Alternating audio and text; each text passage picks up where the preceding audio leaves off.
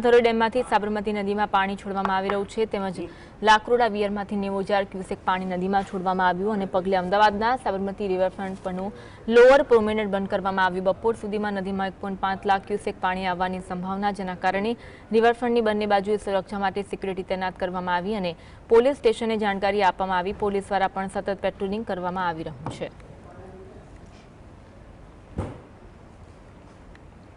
અમદાવાદમાં જે રીતે વરસાદી માહોલ સવારથી જ જોવા મળી રહ્યો છે। સાબરમતી નદીમાં પાણી છોડવામાં આવ્યું છે, નદીમાં પાણી છોડવામાં આવી રહ્યું છે તેમજ લાકરોડા વિયરમાંથી 90,000 ક્યુસેક પાણી નદીમાં છોડવામાં આવ્યું છે અને આ પગલે અમદાવાદના સાબરમતી રિવરફ્રન્ટ પરનું લોઅર પ્રોમેનેડ બંધ કરવામાં આવ્યું છે। બપોર સુધીમાં નદીમાં 1.5 લાખ ક્યુસેક પાણી આવવાની સંભાવના, જેના કારણે રિવરફ્રન્ટની બંને બાજુએ સુરક્ષા માટે સિક્યુરિટી તૈનાત કરવામાં આવી અને પોલીસ સ્ટેશને જાણકારી આપવામાં આવી।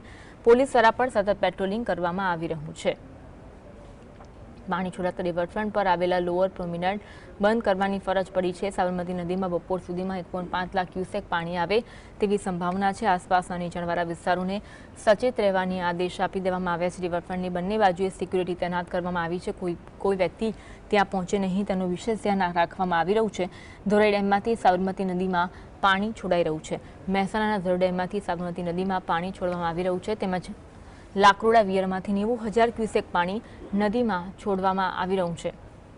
આને પગલે અમદાવાદના સાબરમતી રિવરફ્રન્ટ પરનું લોઅર પ્રોમેનેડ બંધ કરવામાં આવ્યું છે। બપોર સુધીમાં નદીમાં 1.5 લાખ ક્યુસેક પાણી આવવાની સંભાવના છે, જેના કારણે રિવરફ્રન્ટની બંને બાજુએ સુરક્ષા માટે સિક્યુરિટી તૈનાત કરવામાં આવી છે અને પોલીસ સ્ટેશને જાણકારી આપવામાં આવી છે।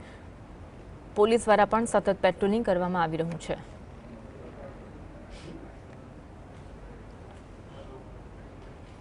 આજ અંગે વધુ વાત કરીશું। સહયોગી વિરેન્દ્ર અમારી સાથે લાઈવ જોડાયા છે। વિરેન્દ્ર, ધરોઈ ડેમમાંથી સાબરમતી નદીમાં પાણી છોડવામાં આવ્યું છે, સંપૂર્ણ પોલીસ બંદોબસ્ત પણ ગોઠવવામાં આવ્યો છે, હાલ કેવો માહોલ?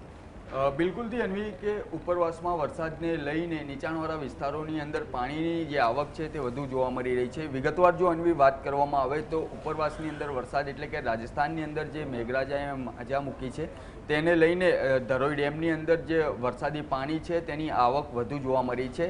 ત્યારબાદ ગત મોડી રાત્રિએ જ જે ધરોઈ ડેમ છે તેના દરવાજા છે તે ખોલવામાં આવ્યા હતા અને 94,000 ક્યુસેકથી વધુ પાણી છે તે ધરોઈ ડેમમાંથી છોડવામાં આવ્યું છે।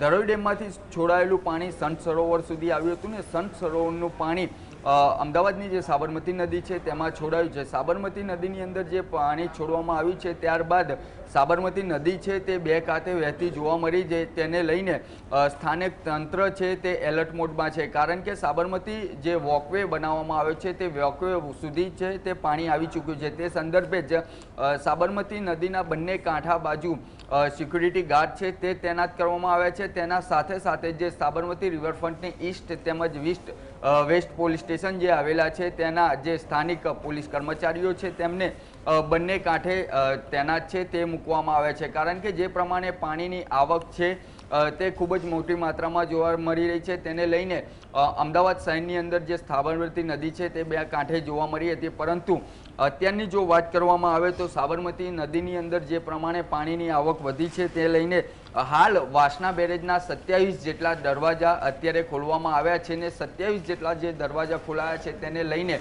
અમદાવાદ ગ્રામ્યના અનેક વિસ્તારો છે તેને એલર્ટ મોડ ઉપર જોવા મળી રહ્યા છે। તેની સાથે સાથે અનેક નીચાણવાળા વિસ્તારો છે તે તંત્ર દ્વારા ખાલી કરાવવામાં આવ્યા છે।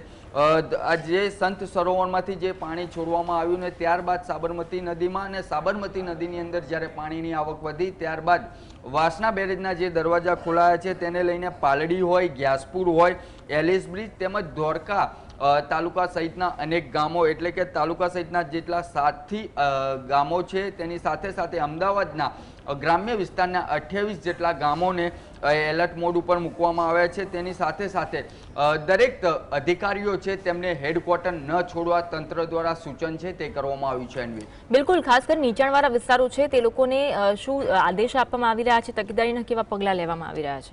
બિલકુલથી અન્વી કે જે પ્રમાણે પાણીની આવક છે તે વધુ જોવા મળીને ત્યારબાદ જે સાબરમતી નદીની અંદર વાસણા બેરેજમાંથી જે પ્રમાણે પાણી છે તે છોડવામાં આવ્યું છે તેને લઈને તંત્ર દ્વારા અલગ અલગ જગ્યાઓ પર એલર્ટ મોડ છે તે આપવામાં આવ્યું છે। તેની સાથે સાથે નીચાણવાળા જે વિસ્તારોના જે ગામો છે તેને એલર્ટ આપવામાં આવ્યું। જે સૌથી વધુ નીચાણવાળા જે વિસ્તારોના જે ગામો હતા તેમને ખાલી પણ કરાવવામાં આવે છે, કારણ કે નદી કાંઠે જેટલા વસવાટ કરતા જે લોકો હતા તે લોકોને અત્યારે સુરક્ષા જગ્યા ઉપર તેમને સ્થળાંતર છે તે કરવામાં આવ્યું છે. તેની સાથે સાથે ધોળકાની સહિતના જે આ તાલુકાના જે ગામો છે તેની અંદર 28 જેટલા ગામોનો સમાવેશ છે તે કરવામાં આવી રહ્યો છે.